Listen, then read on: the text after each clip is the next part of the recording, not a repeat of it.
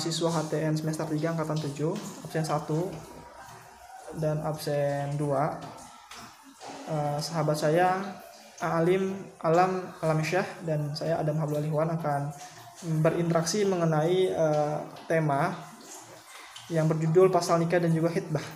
Baik, bismillahirrahmanirrahim. Saya sebagai penjawab dari pertanyaan-pertanyaan mengenai pasal para wali nikah. Ya, oke. Pertanyaan pertama yang akan saya ajukan kepada saudara Alim, yaitu apa yang dimaksud wali nikah menurut jumhur ulama? Di sini wali dalam perwakilan menurut jumhur ulama itu selain ulama Hanafiyah yaitu Imam Malik, Nas Asy-Syafi'i dan Ibnu Hambal, itu adalah termasuk syarat dan rukun nikah. Nah, Imam Malik berdasarkan hadis dari Aisyah menyatakan bahwa wali adalah merupakan syarat sahnya perkawinan. Tidak sah nikah tanpa wali. Pendapat ini juga diikuti oleh Syafi'i. Nah, sedangkan menurut Abu Hanafi, Asy-Sya'bi dan Al-Zuhri menyatakan bahwa apabila seorang perempuan melakukan perkawinan tanpa adanya wali, sedangkan suaminya sekufu, maka nikahnya itu boleh. Seorang wanita dapat menikahkan dirinya tanpa ada wali? Nah, perempuan itu tidak sah menikahkan dirinya sendiri atau menikahkan orang lain atau bahkan mewakilkan hak walian atas dirinya kepada orang lain untuk menikahkan meskipun atas izin walinya. Nah, jadi maka perkawinannya tidak sah. Itu karena tidak memenuhi syarat yaitu wali. Apakah syarat sahnya menikah bagi perempuan? Dalam kitab Al-Syafi'i menyatakan secara tegas bahwa salah satu syarat sahnya perkawinan adalah adanya wali bagi perempuan. Apa yang dimaksud dengan perwalian dalam terminologi menurut Abdurrahman Al-Jaziri? Wali adalah orang yang mengakadkan nikah itu, kan, yang menjadi sah. Nikah yang tanpa wali adalah tidak sah. Nah, walinya itu adalah ayah dan seterusnya, itu bisa kakek atau yang senasab gitu. Apakah dasar hukum tentang perwalian? Nah, jadi dari Abu Burdah radhiyallahu an, dari Abu Musa radhiyallahu an, dari ayahnya, beliau berkata, Rasulullah SAW bersabda, tidak ada pernikahan kecuali dengan seorang wali. Diriwayatkan oleh Imam Ahmad dan Arba'ah, Abu Daud, At-Tirmizi, An-Nasai dan Ibnu Majah, dan dinilai sahih oleh Ibnul Madini, At-Tirmizi dan Ibnu Hibban, tetapi beliau menilainya cacat karena mursal. Bagaimanakah urutan wali nasab menurut Abdurrahman Al-Jaziri? Nah, jadi menurut Abdurrahman Al-Jaziri ini wali nasabnya itu yang pertama itu adalah ayah, kemudian kakek, dan ayahnya kakek, dan seterusnya ke atas. Kemudian saudara laki-laki sekandung, saudara laki-laki seayah, kemudian anak laki-laki, saudara laki-laki sekandung, anak laki-laki, saudara laki-laki saya, terus paman sekandung, kemudian paman saya, kemudian anak laki-laki paman sekandung, terus anak laki-laki paman saya, saudara kakek sekandung, kemudian saudara kakek saya, kemudian anak laki-laki saudara kakek sekandung, kemudian anak laki-laki saudara kakek saya. Seperti itu. Apakah perbedaan permasalahan wali bagi janda dan seorang gadis? Jadi Imam Malik bin Anas dalam kitabnya mengungkapkan masalah wali dengan penegasan bahwa seorang janda itu lebih berhak atas dirinya, nah, daripada walinya, dan seorang gadis harus meminta persetujuan walinya, sedangkan diamnya seorang gadis menunjukkan persetujuannya. Seperti itu. Apakah hukum menjadikan bahwa syarat sahnya nikah adanya wali? Jadi dalam kitab Bidayat al-Mujtahid wa Nihayat al-Muqtasid itu Ibnu Rusyd menerangkan, ulama berselisih pendapat apakah wali menjadi syarat sahnya nikah atau tidak. Nah, berdasarkan riwayat Ashab, Malik berpendapat tidak ada nikah tanpa wali dan wali menjadi syarat sahnya nikah. Pendapat yang sama dikemukakan pula oleh Imam Al-Syafi'i.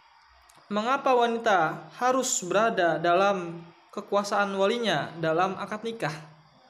Jadi karena Kalau seorang perempuan bisa menikahkan dirinya sendiri, sudah tentu barangnya itu tidak perlu dinikahkan gitu, oleh saudara lelakinya sesungguhnya bertindak sebagai wali.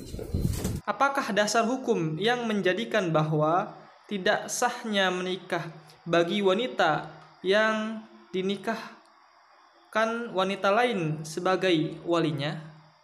Nah, jadi dari Abu Hurairah berkata, bersabda Rasulullah SAW, wanita tidak boleh mengawinkan wanita dan wanita tidak boleh mengawinkan dirinya sendiri gitu. Mengapa menikah tanpa adanya wali menjadi batal? Karena dengan ketentuan hadis Rasulullah riwayat Aisyah, Nabi bersabda, siapa saja yang menikah tanpa wali maka nikahnya itu batal. Nah, oleh kalangan mazhab Hanafiyah dinilai tidak kuat atau dhaif berdasarkan penjelasan dari Al-Zuhri bahwa dia tidak mengenal salah satu rawi hadis ini, yaitu Sulaiman ibnu Musa. Apa dasar hukum yang menjadikan wanita yang dinikahi menjawab iya dengan diamnya? Dari Abu Hurairah radhiyallahu anhu, beliau berkata, sesungguhnya Rasulullah SAW itu tidak boleh dinikahkan perempuan janda itu sehingga diperintahkan, dan perempuan gadis tidak boleh dinikahkan sehingga diminta izinnya. Mereka bertanya, Rasulullah, bagaimana izinnya? Nah, beliau ini menjawab, diamnya. Apakah dasar hukum diperbolehkannya perempuan yatim diwalikan nikahnya? Nah, jadi dari Ibnu Abbas radhiyallahu an katanya, sesungguhnya Nabi SAW bersabda, perempuan janda lebih berhak terhadap dirinya daripada walinya, dan gadis diminta izinnya, dan izinnya ini adalah diamnya gitu kan. Nah, diriwayatkan oleh Muslim. Dan salah satu susunan matannya itu tidak ada perintah bagi wali bersama terhadap janda dan perempuan yang diminta izinnya itu, seperti itu. Apa pengertian wakil wali menurut bahasa? Nah, wakil berasal dari kata bahasa Arab dalam bentuk isim fa'il yang memiliki masdar lain, yaitu yang mengandung makna al-hifz, pemelihara. Tafwid berarti penyerahan, pendelegasian atau pemberian mandat. Apa pengertian wakil menurut syara? Jadi melakukannya seorang atas nama bagi dirinya dalam suatu transaksi yang diperbolehkan gitu kan, dan disepakati. Apakah pengertian perwakilan menurut ulama mazhab Syafi'i? Pendelegasian hak kepada seorang dalam hal-hal yang bisa diwakilkan kepada orang lain itu selagi dia masih hidup. Apakah diperbolehkan perwakilan dalam akad nikah? Boleh, karena hal itu dibutuhkan manusia dalam hubungan mereka gitu kan, atau muamalah. Oleh karena itu ulama fikih sepakat menyatakan bahwa segala bentuk akad yang dapat dilakukan manusia untuk dirinya sendiri juga dapat diwakilkan oleh orang lain, seperti jual beli, sewa menyewa, kawin, talak, dan sulh. Ya, terima kasih kepada sahabat alam atas penjelasan-penjelasan mengenai materi pasal nikah. Ya, baik, langsung saja ke nomor 1, yaitu jelaskan pengertian khitbah menurut etimologi dan terminologi. Ya, menurut etimologi, meminang atau melamar artinya meminta wanita untuk dijadikan istri, baik diri sendiri atau orang lain. Menurut terminologi, peminangan ialah kegiatan atau upaya ke arah terjadinya hubungan perjodohan antara seorang pria dan seorang wanita, atau seorang laki-laki yang meminta kepada seorang perempuan untuk menjadi istrinya dengan cara-cara yang umum berlaku di tengah-tengah masyarakat. MA Tihami Fikih Munakhat halaman 24. Itu jawaban untuk yang nomor 1. Selanjutnya itu pertanyaan kedua, siapakah yang berhak melakukan khitbah?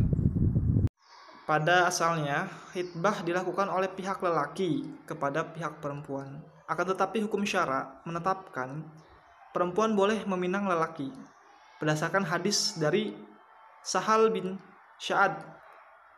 Ia berkata bahwasanya telah datang seorang perempuan kepada Rasulullah SAW berkata, wahai Rasulullah, aku datang untuk memberikan atau menghibahkan itu menghadiahkan diriku kepadamu. Lalu Rasulullah SAW melihat kepadanya. Beliau melihat kepadanya dari atas sampai bawah.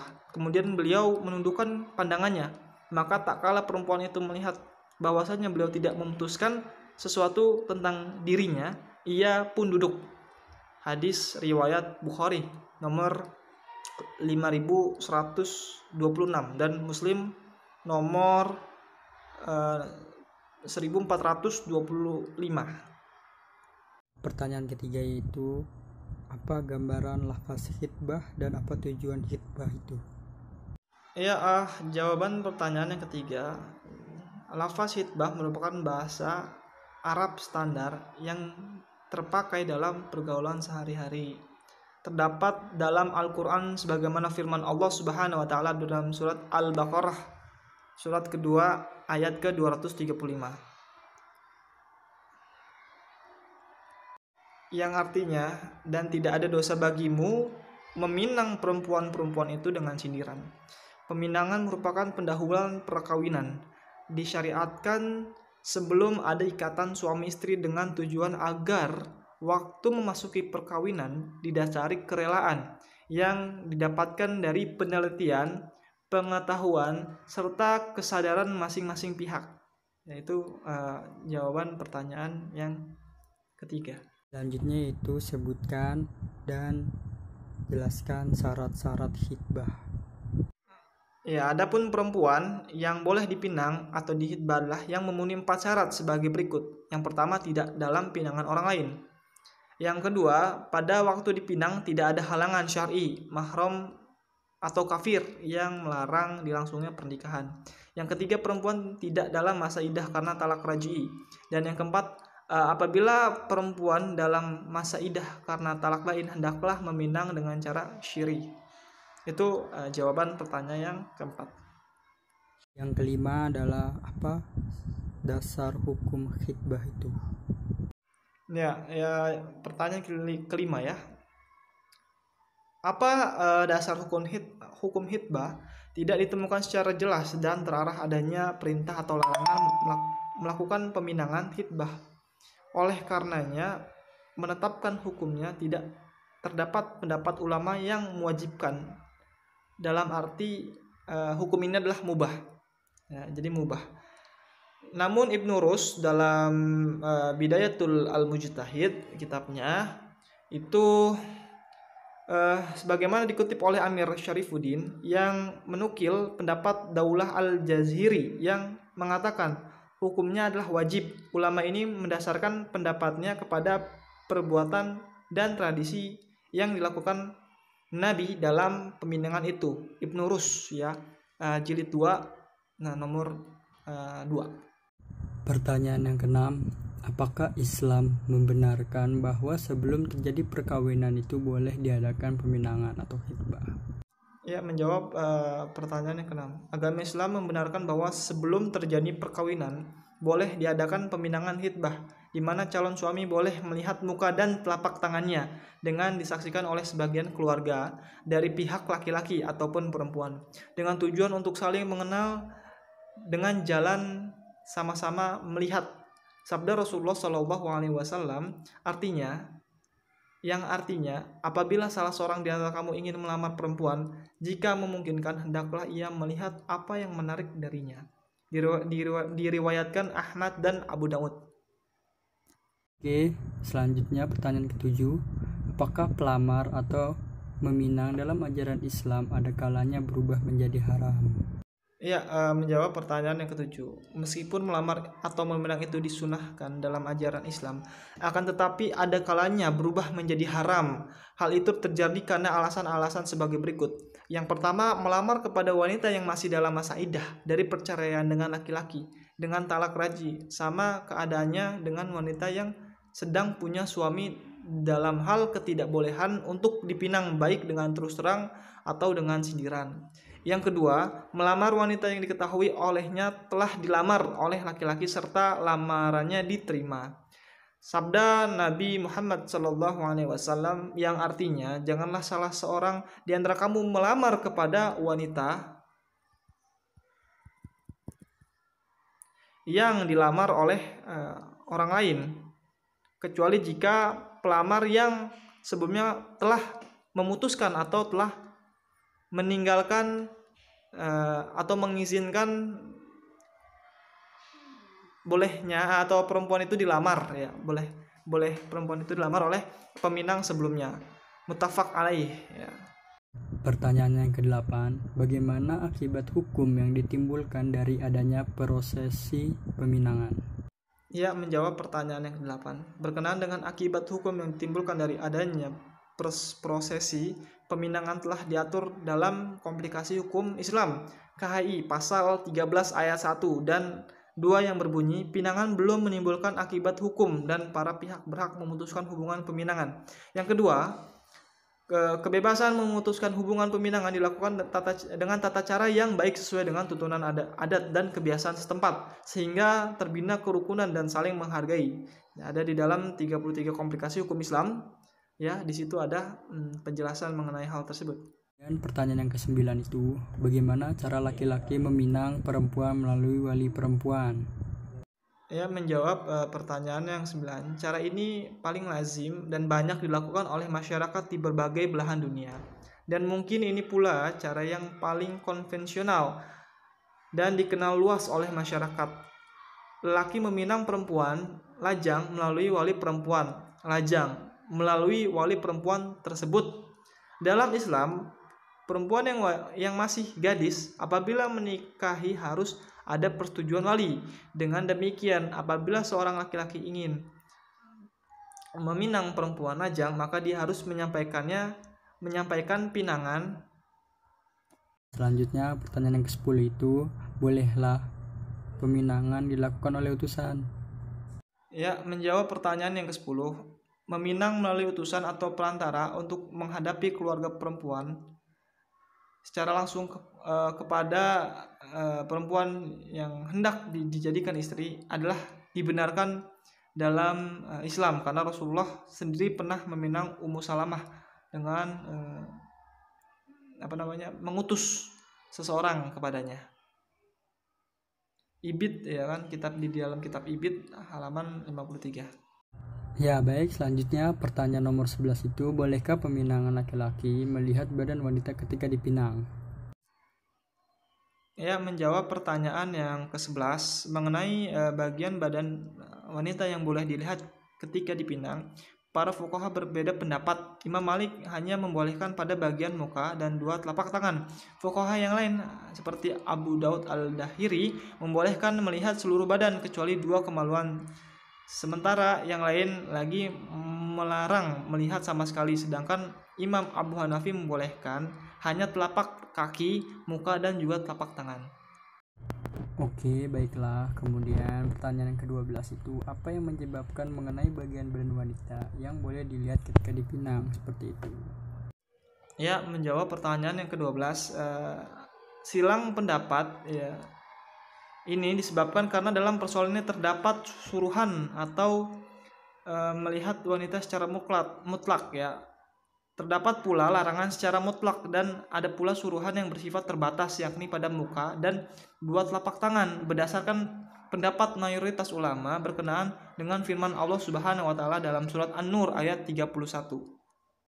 Nah, kemudian pertanyaan yang ke-13 itu, bolehkah peminang dilaksanakan melalui orang tua atau wali? Ya, menjawab pertanyaan yang ke-13, meminang melalui orang tua wali maksudnya adalah orang tua atau wali atau pihak keluarga dari laki-laki mendatangi keluarga perempuan yang hendak dijadikan istri. Hal ini dibenarkan oleh Islam, atau syariat Islam. Cara seperti ini pernah dilakukan oleh Rasulullah SAW ketika meminang Aisyah melalui sahabatnya Abu Bakar radhiyallahu anhu.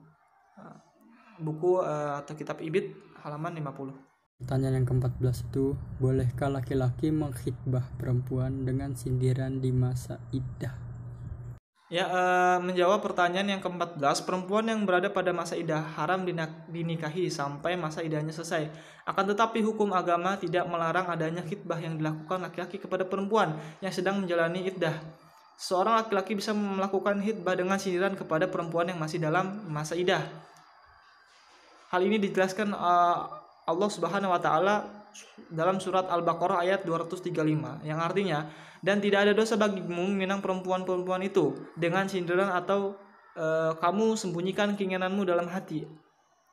Allah mengetahui bahwa kamu akan menyebut-nyebut kepada mereka, tetapi janganlah kamu membuat perjanjian untuk menikahi dengan mereka secara rahasia, kecuali sekedar mengucapkan kata-kata yang baik, dan janganlah kamu menetapkan akad nikah sebelum habis masa iddahnya.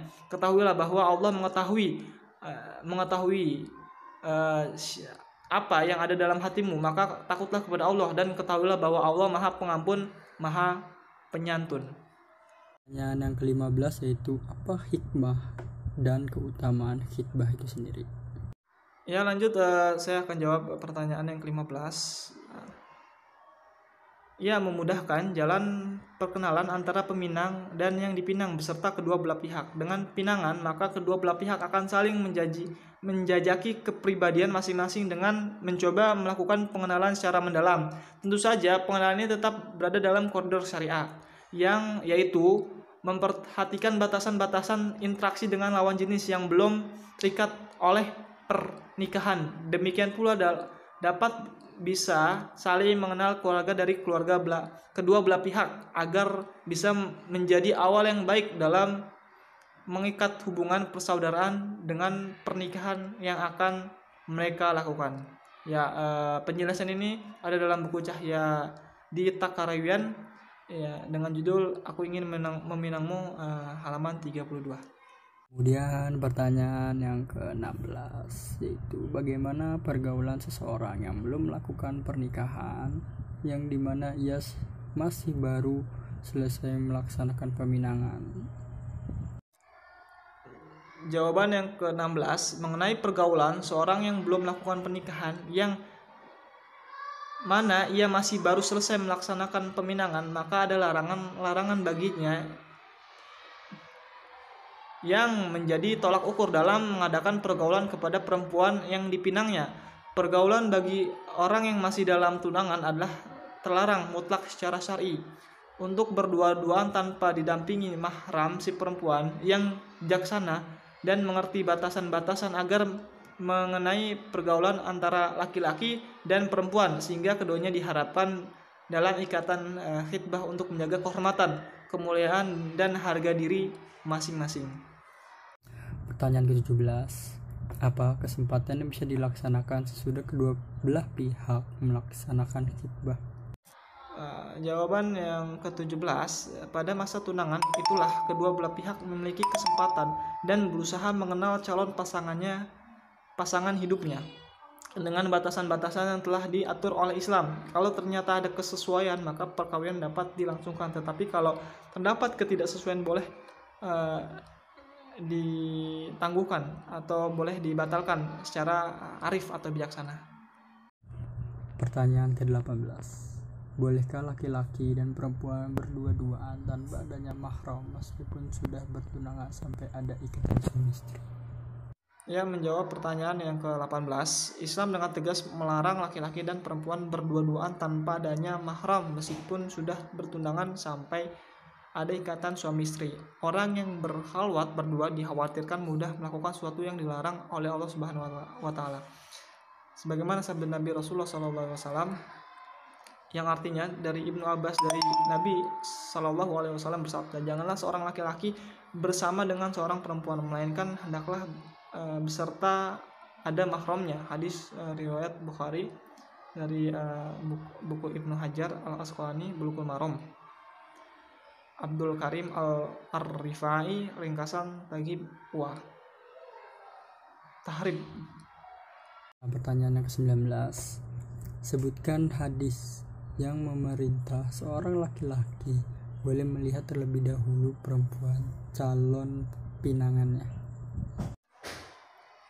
Ya, jawaban yang 19, hadis yang diriwayatkan Abu Hurairah dan Sahih Muslim mengatakan, yang artinya dari Abu Hurairah, Nabi bersabda kepada seorang yang akan mengawini seorang wanita, sudahkah engkau melihat wanita itu? Dia berkata, belum. Kemudian Nabi memerintahkan, pergi dan lihatlah dia. Ibnu Hajar dari Ibnu Hajar Al-Asqalani Bulughul Maram, Irfan Hakim Panduan Lengkap Masalah Fikih, halaman 401. Dari Jabir bin Abdillah ya, Rasulullah SAW bersabda. Baiklah, yang terakhir pertanyaan ke-20 itu, Apakah khitbah menjaga kesucian diri menjelang pernikahan? Ya, pertanyaan yang terakhir yang ke-20. Dengan adanya pinangan, masing-masing pihak akan lebih menjaga kesucian diri mereka. Merasa tengah mulai menapaki perjalanan menuju kehidupan rumah tangga. Oleh karena itu, mencoba senantiasa menjaga diri agar terjauhkan dari hal-hal yang merusak kebahagiaan pernikahan nantinya. Kedua belah pihak, dari yang meminang maupun yang dipinang, harus berusaha menjaga kepercayaan pihak lainnya. Allah telah memerintahkan agar lelaki beriman bisa menjaga kesucian diri mereka dalam Al-Quran surat An-Nur ayat 30, yang artinya, katakanlah kepada orang laki-laki yang beriman, hendaklah mereka menahan pandangannya dan memelihara kemaluannya. Yang demikian itu adalah lebih suci bagi mereka, sesungguhnya Allah Maha mengetahui apa yang mereka perbuat. Selain itu, pinangan juga akan menjauhkan kedua belah pihak dari gangguan orang yang bermaksud main-main.